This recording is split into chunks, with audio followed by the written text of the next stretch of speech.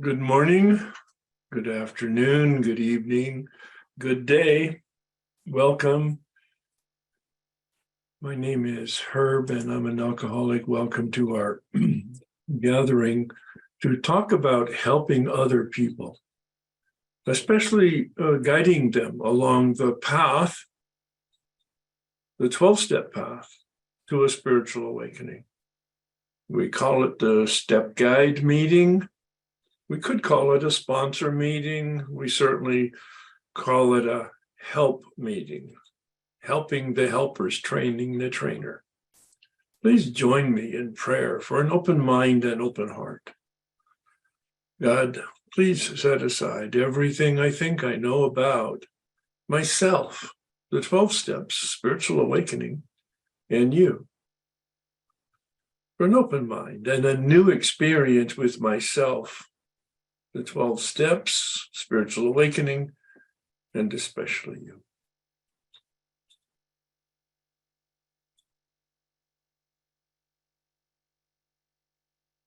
Please join me in a prayer for guidance, serenity, alignment, emotional sobriety. God, grant me the serenity to accept the things I cannot change, courage to change the things I can, and wisdom to know the difference. Well, this meeting is really for all of the participants in the maximum way. Train the trainer is a phrase used to indicate that we're here to share our experience. I'm not here to teach, although I probably will, as you all know. But we're here to share with each other our comments, our journey with other people, our questions, our challenges, perhaps even where we've made mistakes and acknowledged how we could correct them. Some of you are sponsors, some of you are step guides, and I make a distinction. It's totally artificial because it is my experience. And some of you are on a 12-step path and learning for yourself, and maybe even looking for sponsors or step guides, and or maybe even want to be one at some point as you develop and as the Spirit invites you, because I really do believe this is an invitation. Not necessarily is everybody qualified to or have any desire to be a sponsor or step guide. But everybody who's participating here has some interest in being helped or helping other people. Hi, Herb. I have sponsees in different phases. For example, I have a person who's, I could see changes in personality, feeling less negative. At first, I saw positive changes, and then I saw a correlation between coming late to meetings, not showing up. What's your relationship with them? They're my sponsee. All right. So as a sponsor, what do you feel your role is? I feel my role is to bring light and reality. Yeah, hold a mirror up to them. All right. They've asked you to be their sponsor. Do they know what that means from your standpoint?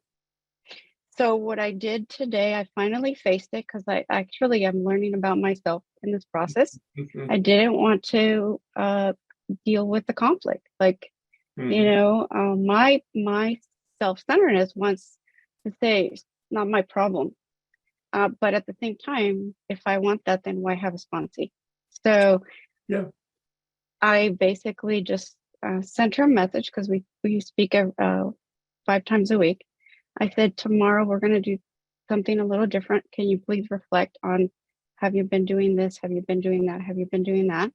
And just let me know. I've noticed some unmanageability coming up. And so we're going to talk about it tomorrow. And I think the biggest problem was, or issue for me, was wanting to take that step and putting myself in a place where somebody could have a negative response to me. So that's where I am, and Yeah. I've been thinking about this for a while. Well, and clearly you have, and very thoughtfully. What is my role? You ask yourself, what is my role? I'm not their parent, I'm not the police, but they have asked me for help as a sponsor. So, what's my role as a sponsor? And you figured it out. And I love the approach. I hope people heard what you said, because it's a model. You didn't come out, boom, hit them in the face with it. You said, I want to see in our next conversation. So you set an appointment, you set an expectation. I want you to reflect on these questions, and you gave them some questions, and we'll have a conversation about it. What a great way to approach it, giving them the dignity of reflection and being honest with themselves without you confronting them. See how they do in confronting themselves. Yeah, no, that's wonderful. I'm really glad that you shared that. So what was your question? Well, I guess I wanted to know your what you would think about that, and what and what if there's anything else that you would add. My idea is to say, look, these are the things that I've noticed, and so I wanted you to tell me how is it going. This is what I noticed. What's your comments? What's your observation? What do you want to do, and how can I help you? Exactly. No, see what we're doing. What you're doing is at a peer level. You're not talking down to them. At a peer level, you're doing the job of holding the mirror up, reflecting on it. They're responsible for their reflection. They're responsible for their program. They're responsible for their behavior. You're not. But you have been invited to be responsible, to be the mirror. Yeah, wonderful. Yep. Thank you for the the confirmation, because but on the other hand, as an addict myself, as somebody who's in recovery and then doing the steps, I had to confront my resistance. Well, that's the second part holding of the it. mirror. So that's the second part. You then confronted yourself and say, oh, whoa, what's the resistance here? Oh, I want to look good. Oh, I want to be liked. Oh, I'm afraid of confrontation. You learned a lot about yourself in being real. Yeah. We're not here to make friends. Tell me about it. Well, friendships might happen, but that's the worst thing that we could do, is to think in terms of making friends. Yeah, my sponsors, and I've had two, one for 28 years and one for the last 11 years now. They are willing to tell me the truth and hurt my feelings. Yep. Yeah, I like the saying, if you want to help yourself, tell people what they want to hear. If you want to help them, tell them the truth. Nice. There you go. Right on the beam. Well, and I'm sure it was confirming to you, but it was also really helpful for a lot of other people on the call. And this is recorded, so this is a model from my standpoint of maintaining a healthy relationship with a sponsee. Mm-hmm. Yeah. Thanks so much. You bet. Thank you. Please. Hi, good morning, Herb. Thank you for this. I hope there's time. I have two questions. The first question involves an amends. I'm working with a sponsee that is at her 8th step, and this is one I'm on the fence about, and I would love your guidance. And that is, this is the question of whether this part of the amends would injure this person and do harm. She never married this guy. He was married, and they had a relationship for like 25 years. And during that relationship, she got pregnant, had a child. The child is now 23 years old. She fell out of love with him in 2015 or thereabouts. She financially depends upon him, and they had an agreement that he would support her to raise the child and she agreed to leave the workplace. So in a sense, even though they're not married, it's like spousal support. All right, what's the question? This is question a story. is- What's the question? She has already told him she wants to. No. What's the question? Can she tell him that for the last 7 years, she has been out of love with him and basically stayed in just to keep the money going? What would the point of that be? I think it's harmful. Oh, wait. What? It doesn't matter what you think. To clear up. Wait. Let's be very clear. It doesn't matter what you think. Right. It does matter what the person thinks that you're helping. Okay. Try not to put your values and judgment on it.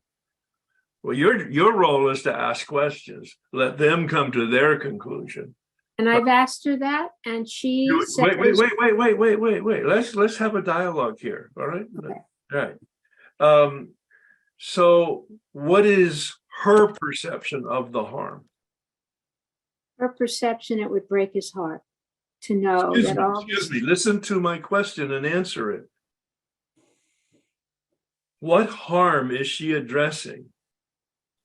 You mean of her own behavior? Wait.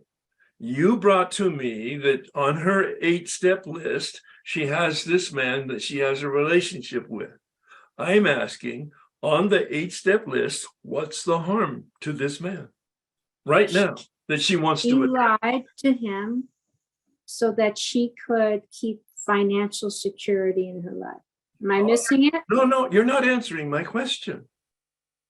I don't know how to answer it. Why, I get that, but I'm spending the time because this is the kind of conversation I have with most people when we talk about the 8-step. They start talking about what the person did. What the person did is of no relevance to the harm. The question is, what was the impact of what she did on him? Being dependent and using him and whatever else. What was the impact on the man? What was the harm he had? Not what she did, but how was it impacted on this man? So what's the harm objectively? She lived with this man. I don't think she would say there was any. I don't know. Well, okay, so you don't know. Maybe she doesn't know. And that's the question that she needs to address. What was the negative impact on him of whatever it is she did? Now, the question you asked is, should she tell him she didn't love him? The answer is, why would she do that? That would just create such harm. Right. That was my feeling about it. But that's not your question. though. That's right. That's not my call. Well, first, it's not your call, but it's not your question. You didn't give her the question. Well, what's the harm? What harm has she done? Not what harm is she going to do? What harm has she done? Why is she talking to this man? So I want to make sure this is really important. Yes, it The is. fact that she lied to him and omitted the information doesn't necessarily translate into harm to him.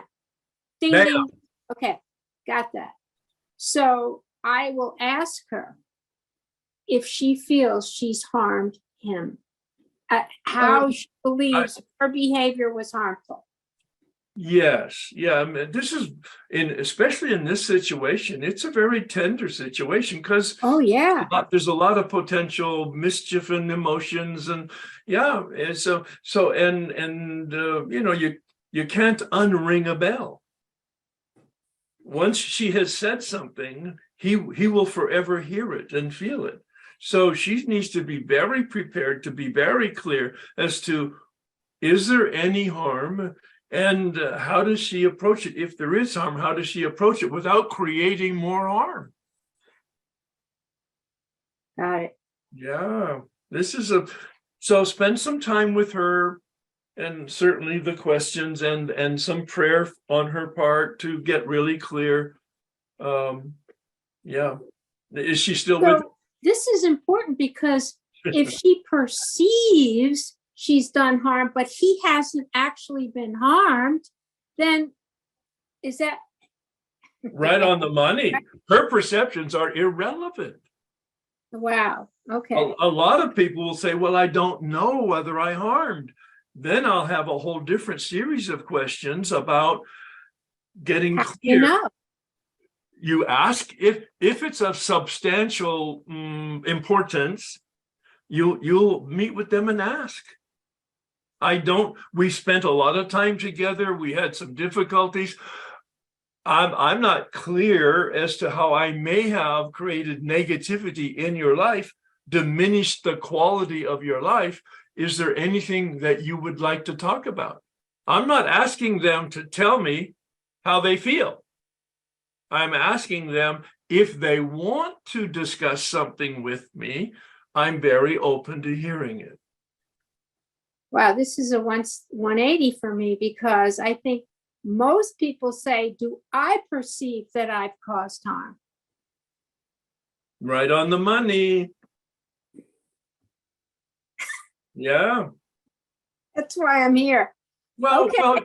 but see, this has been so productive a conversation if people were listening, because, and you just nailed it, all of us are so self-centered that we think we're gods and we harm everybody, and we think our perceptions are accurate.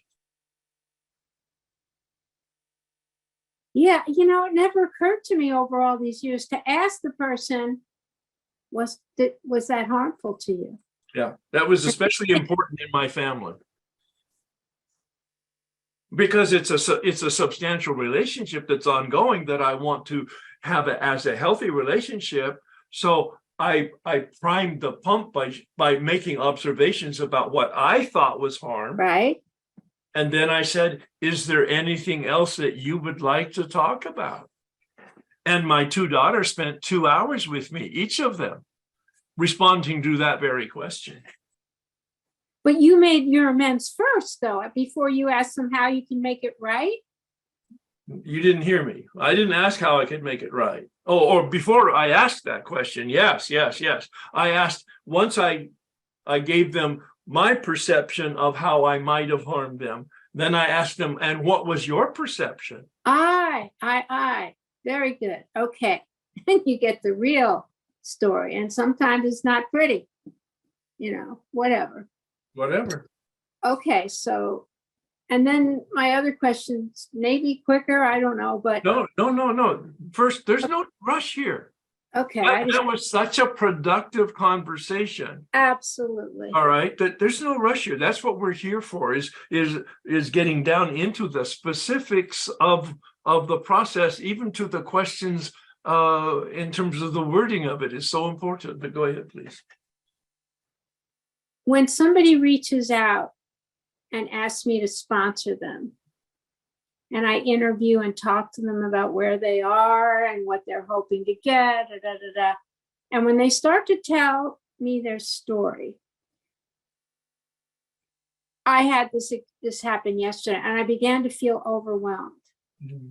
And I felt this person had so much trauma in their life, ritual abuse since infancy, mm-hmm. that I felt like I just couldn't do it. It was, if the word is triggering, whatever word you want to do, it's like, it felt like it was above my, quote, spiritual pay grade. No. And is it okay to say no? Yes, absolutely. Now, you might want to try to separate it out.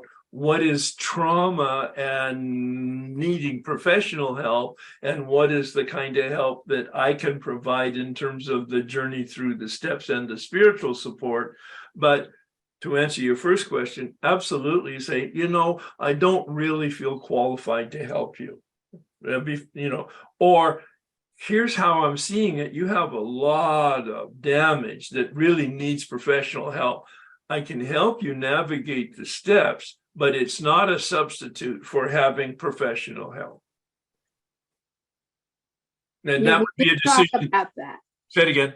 We did talk about that. She said, I've gotten all the professional help I can get. No one's helped me.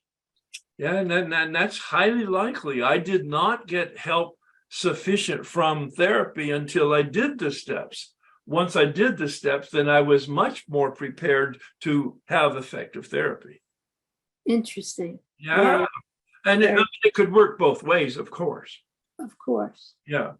Well, part of me feels a little guilty, but Well, was guilty for what? Guilty for what? saying I didn't think I could help her. Well, in prayer, you could rethink that. And if you stay with that decision, that's your decision.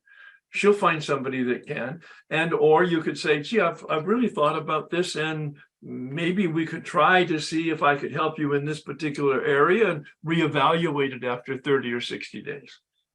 How about this thing? Let's say somebody who's anorexic or bulimic that I have no experience with that. Is that a reason not to work with them? Depends on what you mean by work with them. What are you trying to, what are they asking? Taking them through the steps, to me, that doesn't matter to me what particular disordered eating problem they have. Did you just answer your own question? I did. No, you can't help them with their addiction. You can't help them with their experience in their fellowship. So that's what sponsor is for. As a step guide, though, you can help them navigate through the steps and understand the experience of it. So maybe I could be this woman's step guide. I want to be in prayer on that. I run a workshop. I facilitate a workshop for FA. They're FA only people, but I don't get into the realm of food or the ingredients of the sponsor relationship or fellowship at all. I talk about the steps in relationship to it, and that's only the first half of the first step. Everything else is about my relationship with God. Okay. Yeah. It's very helpful, Herb. Thank you. Yeah. But the questions you're asking, you see, I hope other people are hearing it. These are questions of personal discernment. Can I actually help this person because I have some knowledge and experience? Or is there an area here or a personal whatever it is here that makes me not as, my perception is I won't be as helpful as somebody else might be. And it's very legitimate to say, yeah, no, I don't think I'm the right person for you. You're welcome to call me anytime if I can be a sounding board for you, but on an ongoing basis, you'd be better off with somebody else. Okay. Yeah. Okay. Thank you. Thank you. Wonderful conversation. Thanks. Hey there, Herb. Hi. And I guess I have kind of a question, wanting some feedback, but also just some insights that I've been learning by doing this process and with sponsoring. And I think I'm, a therapist by trade, and something that I've found that especially with working with people in program, because it's not, it's like that boundary issue. When you're in therapy, it's very much a very strict boundary between being a professional and being yes. But when you're sponsoring people and being a step guide, there is more, sharing back and forth at some level, because that's how we help them get hope, because they hear my experience, strength, and hope.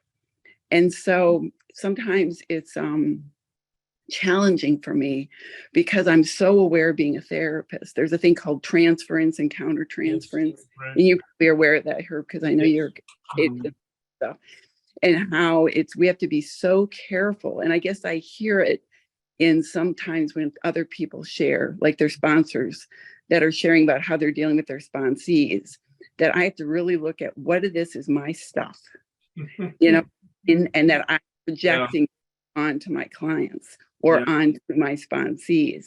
And so I'm really, really super aware of that. And there have been times, like after a call, I'll sit and process, and I've literally sent a text back, like an amends text, saying, I'm sorry that I could, if I came across a little bit too strong, realizing I was getting triggered. This was my stuff, and I really want to talk to you openly to see, if in some ways, because like how you were talking about, was there any harm? Because sometimes in my brain, I'm making up this whole story that I've somehow hurt them or turned them off, and they're never going to call me again. And I was so rotten. And then when they oh, no big deal. I didn't think about it that way at all. And so I really loved how you shared about that, because that's something too I have to really remember, because I tend to, take everything to heart.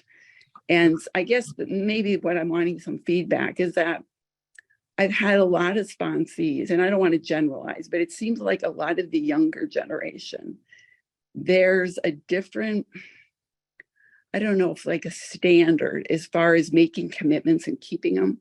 And I don't see that just with people in program. I see that with nieces, nephews, younger people. This whole idea of like, oh, well, something came up, you know what I mean? And sometimes I feel like, because my codependency stuff really gets involved, that I almost am trying harder for their recovery than they are. You know what I mean? I'm putting more energy into it. I'm following up with them like, oh, haven't heard from you. How are you doing? Or if they're not, I try so hard to get my schedule to work to fit with theirs. I mean, granted, part of it is I have a disability now, so I can't do my work like I used to. So out of my love of my work, I'm getting to do this now by sponsoring a lot of people in both programs, because I'm also in a fellowship for people with chronic pain and illness.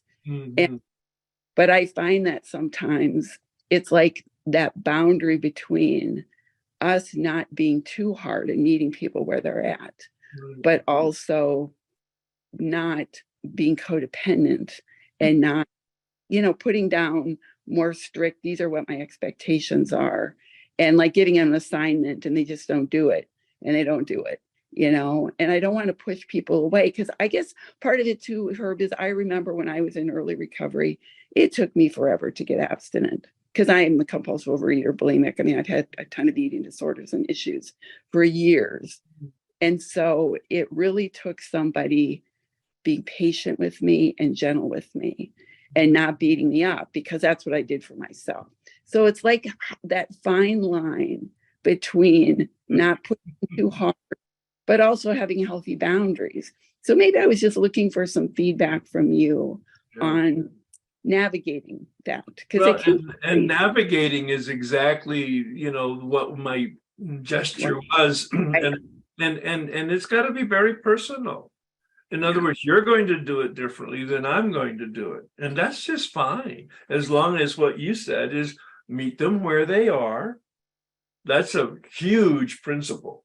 Not where they think they are, not where I want them to be.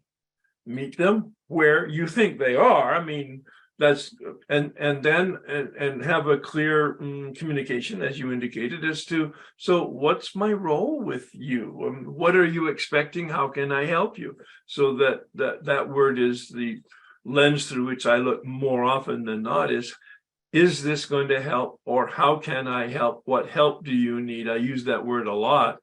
And knowing, as the prior participant asked, what part is way above my pay grade, that it really needs to be in the area of professional help rather than what I can help with. There was something else that you shared too. Not working any harder than they work. I've never, in 39 years, I've never fired anybody. Yeah, me neither. They fire themselves because Right. they don't show up. If I don't hear from them, probably in about 4 weeks in the early relationship, I will call them once, maybe twice, just to follow up, see where they're at, and if there's anything I can do to help motivate them. But that's it. Then I don't chase them. Right. Yeah. I don't work harder than they want to work. But their timing in doing the work and the assignments is none of my business. If they get on the phone with me and they start talking about their relationships or their job or their money, I'll ask them where they are in the step work. And if they say, oh, I haven't done it yet, I said, well, call me when you do, and I hang up on them. Now, Right. I'm being black and white. It's never black and white. Of course, I will listen to somebody who needs to be listened to, but I'm not a therapist and I'm not their vomitorium. Right. Right. Right. Well, and I think having a, a guideline on that, because I'm a sponsor and I'm a step guide for a lot of people. Yeah. And so there are times when they're just needing somebody, to cry with, and this is what's going, 100%. and then I say, okay, well, how can we 12-step this problem? Yeah. And that I really do. And they're like, oh, I never thought of that, and kind of getting them in that mindset Yeah. of, okay, what are we powerless over here? How's this making you unmanageable? Yeah. You asking for inner guidance? Yeah. What are your spiritual, wounds, and what are your character defects that are, not working so well for you here? Yeah. I mean, all Mhm. those things that I found to be really helpful. But it's just, I guess it gets back to maybe part of the reason I'm bringing this up, if, for other people that are on the call that are sponsors, is just the realization that we're human and that we're going through this recovery process, and that it's like, even though I'm there to sponsor them, I'm getting as much growth out of working with them, because every time somebody's going to share something, it's going to trigger something in me. You know what I mean? I'm going to learn something from it, from my own past. And it's just like, how can I keep sharing experience, strength, and hope, but not let the story I make in my head about what's going on? You know what I mean? And if they're I asking do. feedback Mhm. or advice, to say, okay, well, what do you think? Well, what is your inner guidance telling you to do? And it's just, I guess it's really hard sometimes, but I appreciate, what you're saying. And Asking yeah. questions is much more important than giving answers in that kind of dialogue that you're talking about. And one of the things that my step guide in the first journey through the steps said to me that was so sobering when I was talking about my impact on other people and etc. Like you were talking about, whether it's codependency, or it's an oversense of responsibility, or whatever it is, wanting to be like, he said, Herb, you're not that powerful and you're not that important. He was very clear. Keep that in mind. You're not that important and you're not that powerful. So you're not impacting them in the way that you anticipate you're impacting them. Well, I guess, and not take it personally if people For sure, 100%. go away. You know what I mean? And it can, and it because it triggers my stuff. I've done something wrong. You know what I mean? I'm a failure as a sponsor. Right. Oh, Well, that's one of the major principles in emotional sobriety, is don't take anything personally from outside yourself. That's right. Yeah. Yeah, we learn a lot if we pay attention, and if we have our own sponsors, where we can, in fact, vet all the issues that we just talked about. We can vet with our own sponsor, assuming they have the kind of wisdom that we need as a sounding board for us, holding the mirror up. Thanks very much. All right, thanks. Hi, Herb. Hi, everyone. Right. Well, what a great just little bit of conversation. Don't take anything personal. And that just brought up a question. So gentle, I find, okay, some of the questions I ask, and there's a couple in particular, are met with a lot of hostility. Is that because you're telling them the truth and they don't want to hear it, or you're being confrontational in a way that's not, they can't hear it? Well, one of the occurrences is when I say, I don't know, I suggest you run it by your higher power. Mhm. And they're really kind of digging at me to take responsibility for their answers. And they want me to give them an answer. And I really don't know if I'm step guiding in particular, because I don't even go to meetings with them. Well, but do you actually say those first sentences that you said here? Do you say that to them? It sounds like you're putting the responsibility on me, and or you want answers from me, or you want me to tell you what to do, and that's not my role. My role is to be a sounding board for you, a mirror to reflect back to you and to share my experience with you. But you're responsible for asking questions and coming to an answer and taking the actions and evaluating the outcomes of your actions. If you're not getting in outcomes from your actions what you want, then change your actions. Ooh, good one. I usually don't get that long of a floor. Say it again. You know, we're two women. I don't get that much space to talk. Uh, I have to put that in a quick sentence. Yeah, yeah. Well, but more, I was painting a picture of an attitude that will allow you then to squeeze in whatever you need to squeeze in. Yeah. So, like, what I'm hearing, if I repeat it back, because I try to take notes, is just when I feel like I'm in the, I don't know, maybe I get in the responsibility part, but really looking at what action are you taking? Are you getting the results? And it's up to you to evaluate your actions to get the results. That's what I- Happy to help you. I'll be a sounding board for you. I'll give you some feedback, but in the end, you're responsible for your life. And the order from my standpoint of getting guidance is to pray first and then to talk to somebody about it. I mean, listen to the formula from the 10th step, right? The first recommendation is to pray. The second recommendation is to talk to somebody. All right. And the next two recommendations are take action. All right. Yeah. I mean, I do get questions, you know, like, do you think I harmed this one or that one? And I just throw on my back, do you think you harmed them? That's, well, Because the 8th step says made a list of people you harmed, not made a list of people your sponsor that you harmed. well, you no, know? I agree. But see, maybe you need to create a little space for them where you can have a dialogue so that, because they're asking you, meaning they've already asked themselves, but so what's your role? My role is to say, well, tell me about your behavior. Okay. What was your behavior? Because most people, and you heard it in one of the prior conversations just today, trying to untangle my behavior and the harm that it caused. Most people, when you talk about 8th and 9th step, they talk about their behavior as if that's the harm. But it's not the harm. It's just my behavior. It may not have caused harm, or it may cause harm way beyond my appreciation of what the harm was. So it's really about my identifying, to the best of my ability, what the possible harm is, either that I'm observing and or that I've been told.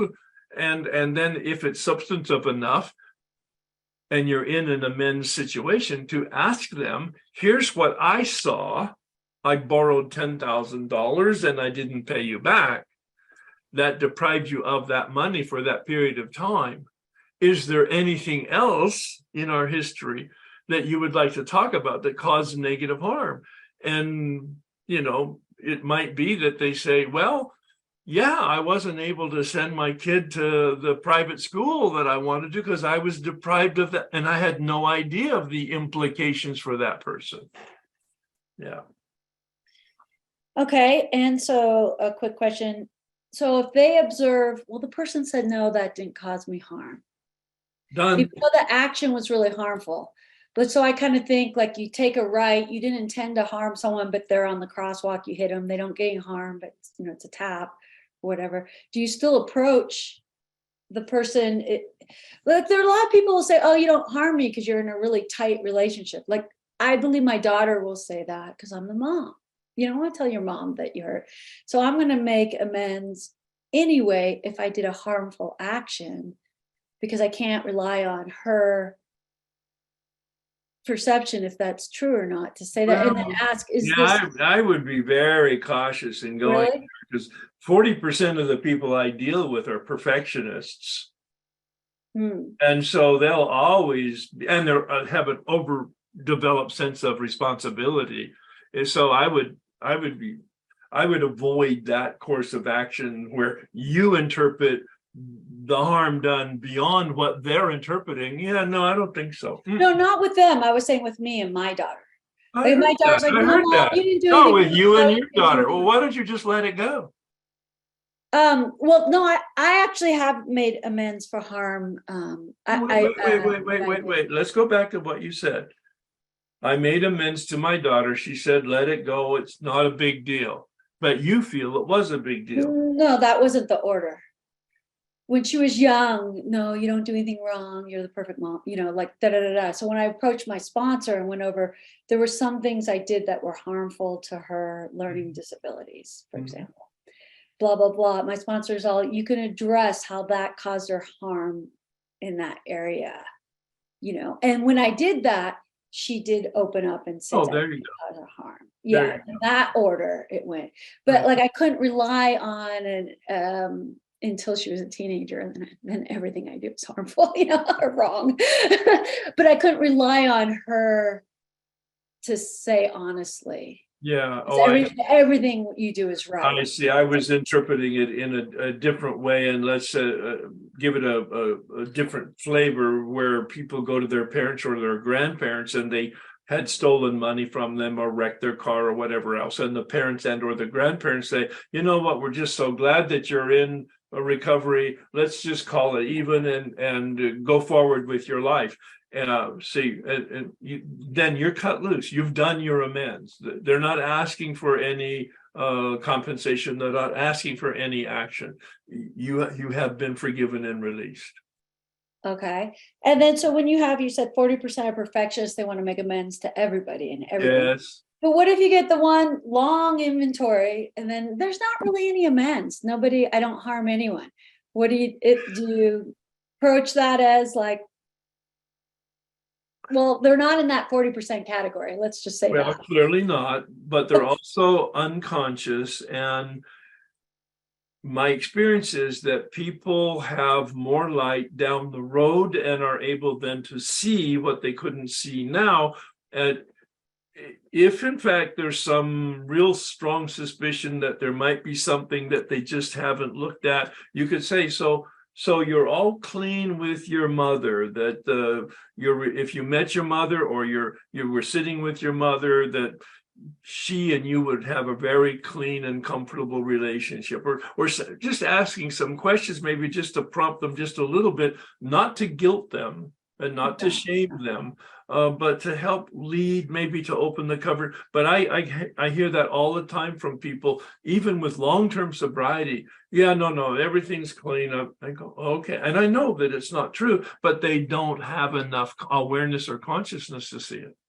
So do you go forward to the 10th step if they're just Oh, refraining yeah. from the 10th step? Yeah, that's what I'm planning on doing. It's Yeah, just double checking. Right. And one last area, the second area, I think I'm pretty gentle with this question, but it's the question on the mind. What were you thinking an hour or two? Did you ever stop? I walked around the car with the bottle, whatever, to find out if I crashed anyone the night before. Were you drinking then? No. So you had some abstinence. What were you thinking when you start back up again? Oh, it's fun, and we go through things. So it was fun to walk around the car to see if you hit anyone. We go back and forth. No, I didn't blame it on alcohol, and that sometimes those get it's very difficult to see the mind thing, I find, with the It is because it's so subtle sometimes. it is kind of subtle because they're like, no, I'm not thinking about alcohol. I'm thinking about fun, Right. So we Right. kind of, Well, that's where I would connect it. Oh no, I was just thinking about it's going to be fun, and I say, okay, did you ever have that thought before when you had a period of abstinence and then you relapsed? Well, yeah, the prior week I had this, and then try to connect them to see that the thought of fun is in fact the obsession. The thought of fun is the insanity. But they have to see that it happened more than once or twice or even three times, that was the thought that was filling their consciousness before they relapsed. And then it's kind of like, can you now connect the dots? Because that was my biggest revelation, is seeing that it had happened frequently, that I'd had this thought, but I'd never connected that it happened frequently. okay. Yeah. Now, this is where it gets complex. People with a lot of sobriety will be like, yeah, no, I'm, multiple years. I got that. What I'm looking at now is ACA, Al-Anon, codependent. Maybe there's a couple other programs in there. And I'm like, it's all too complex. Will you just pick one? Because I can't apply. But the ACA one is a little tough to apply because it's got these effects of alcoholism so your brain and your reactions to life are different than someone who didn't grow up in trauma. So, but I don't think there's a thought. I don't know. I haven't really been able to apply it to it so much because you're kind of constantly the fish in the fishbowl rather than the fish in the sea. I mean, if you grew up in alcoholism, you're in a fish that Well, is interpreting reality. but the question that we're asking, I think that you're asking here is about the mental obsession, right? In Yeah. part of the insanity connected to addiction and sort of seeing the thought that hijacks you. So it's getting real specific with the specific incidents, not the general incidents, not the chain of events, but the specific thought or feeling that preceded that first, whatever is the reaction they're looking at in terms of the addictive reaction. So kind of narrow it down, like caretaking. You intend to do what you intend to do, go to work and take care of yourself. And at some point you're hijacked and you find yourself taking care of someone else's problems. What was the thought or feeling Got it. that preceded the relapse as you're defining it? And yes, you're right. It's even more subtle when it's a process addiction. Yeah, like some of it's like I'm just distracted all the time. I like try to find an area. Is there a time you're not distracted? It's like it's hard to find the apps. But you're bringing in a very relevant component, and that is the possibility of ADD. Yeah. And that's a systemic problem that has not very effectively or intelligently been addressed in the addiction community. Most of the men I work with have had untreated, unidentified ADD or ADHD prior to their being 15 or 20 years old, and it's created havoc in their life. And they still don't know that that's creating havoc in their life. I didn't get a diagnosis till I was 15, 20 years sober, something like that. Oh, wow. Okay, Yeah. So, yeah. So would you tell us just a little bit about that? Because it's such a relevant issue. So my daughter started getting diagnosed with it. And it's a lot of genetic component like alcoholism, right? 100%. Yeah. And so the doctor happened to be my doctor too. She's like, have you ever been diagnosed for ADD? Is it running through your mom? My brother's got it. His kids have it. They're like, let's go you through. Now, the thing is that not getting diagnosed till you're 50, although there was a couple of problems because you're hitting menopause, so you are forgetful just by your age and your hot flashes and all that stuff, and you're not sleeping. But she's like, you have all these traits where someone who goes undiagnosed for a long time, I put my keys in the same spot all the time. So you're not relying on your brain. Right. So she goes, you're really hard to diagnose because you've been with it undiagnosed for so long. You've made up all these things to cover it. But normal people would not, if you didn't have it running in your family, I might not notice it. But she's all, you wouldn't have all this energy spent on covering up, which I didn't even know I was doing. Well, you're adapting in a successful way as to managing it. And the unsuccessful is where you use alcohol and drugs and or behavior as a compensation that becomes addictive and the cycle of failure. Yeah. And so if you're going to put it in this context, like I would lose, if I lost something, it was like I'd have an overreaction due to the fact that I couldn't use that part of my brain who can remember where things are and find things, whatever. So it does kind of it falls on both, I think. Process kind of, you're doing stuff you don't intend to. Yeah. So anyway, ADD is kind of complex. So with people who come with distraction, just maybe go out and get some see if it's something else as well. Is that what you recommend? Oh, all the time. Okay. All the time. Now, most of them don't do it. Well, because it's hard to find people who have experience and professional competence in that area. It takes time and it takes money, and a lot of people are not willing to spend either. Yeah. Yeah. Yeah. All right. That's Thank all I you have. very Thanks much. so much. Yeah. Please. Good morning, Herb. Oh, wow. Oh, We cover a lot of ground, don't we? oh, absolutely. And the first thing I just want to say is I'm at 65 being diagnosed with ADHD. Mhm. So I just really related to the whole idea of swapping the bitch for the witch, like so many addictions, all of that sort of stuff. And I'm one of the 40% of perfectionists. But my first, and initially why I put my hand up was about the step 8, because that's actually where I'm at. And I'm really like, it's been really useful for the talk, like what's been discussed already about whether I've harmed someone, because a lot of the stuff I think is in my head, but I feel like I'm really responsible, and I'm finding it difficult to discern whether I've actually harmed people or not. Yes. There's one person in particular I feel like I really have harmed. Basically, I describe the person as she's very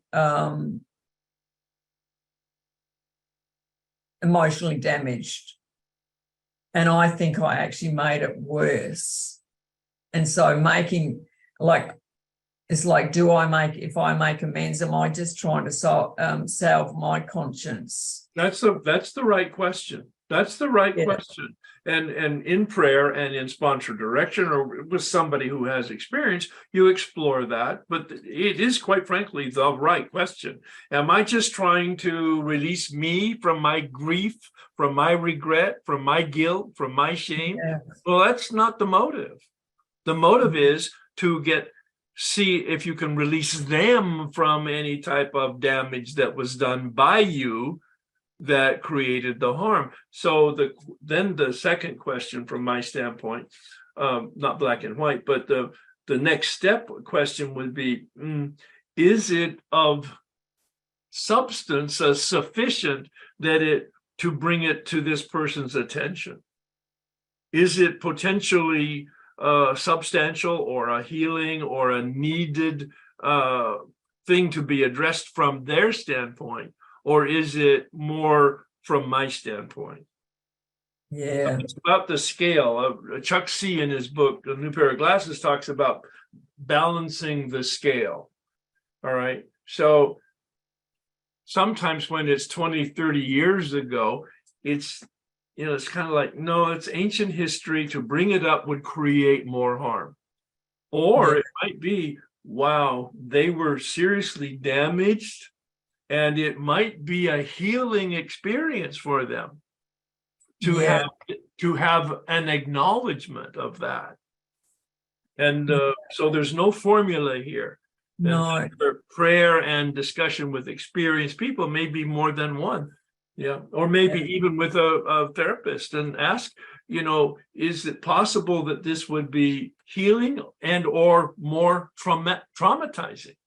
Yeah, because that's my fear, that it did because she called me on my behavior, and I exploded, Mm-hmm. Well, okay. So what was the harm done, do you feel?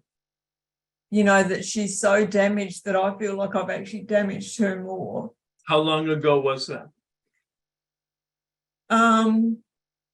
Probably 10 years ago. Okay. That's on the margin of ancient history. Yeah, I know. So do you have any communication with this person between then and now? No. Mhm. No.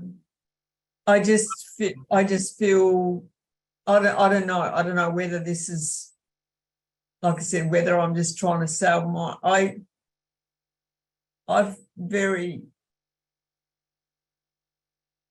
feel really bad about the way I treated her. Yeah, I hear that. I mean, clearly, Yeah. it's on your conscience for 10 years.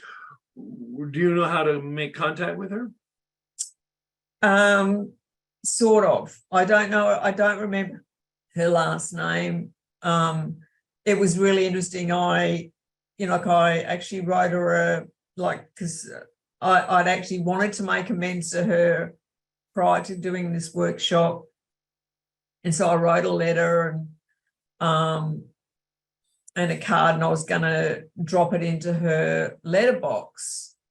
And one day when I was at work, I saw her sort of like scurrying past me. I didn't have the card, and I just thought, I'll just run out and I'll apologize, And it's like, God just jumped in and said, stop, don't. Good. That's correct. Yeah.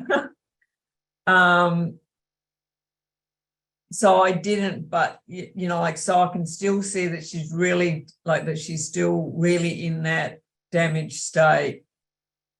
But do you know how to either email her or phone her?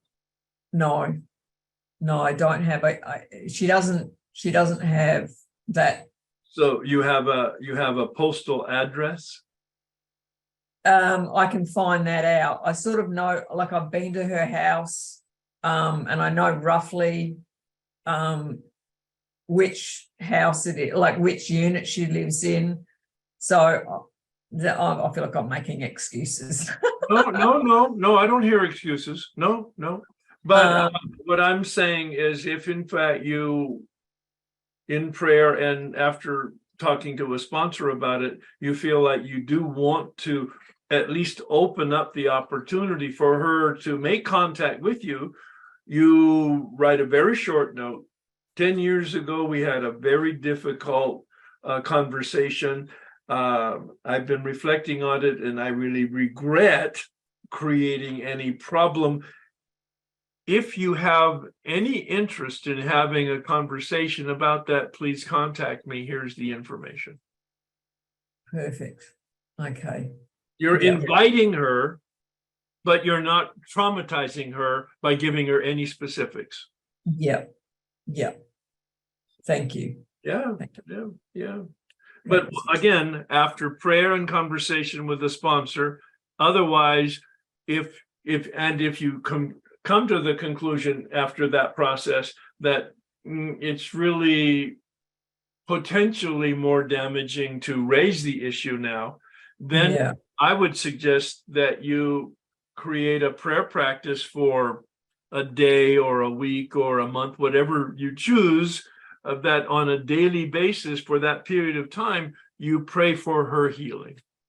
That's how I brought at least 10% of my amends to conclusion without making contact, because the contact I felt was either going to be more harmful, or in fact, I didn't have any way of making contact. So I had a list of people that I couldn't find or shouldn't find. And I created a prayer practice for that, so that I knew if in fact somebody came into my visibility, I would make the amend, but that highly likely they wouldn't come into my visibility, and I brought it to closure. Yeah. Okay. Yeah. That's good. No, that's it. Yeah. That's a very comprehensive discussion from my standpoint on the bringing of step 9 to a conclusion. Yeah. Because as I said, I live in my head a lot, and I don't like discerning whether I'm actually like making the distinction of the fact that what is the impact, as we've been talking about this morning, what is the impact on the other person? Yep. Not what I think about the impact that I've had on the other person. So that's been very enlightening. So thank you very much for that, Herb. You're welcome. Thank you. Please. I heard. Thank you, everybody. I have a quick question.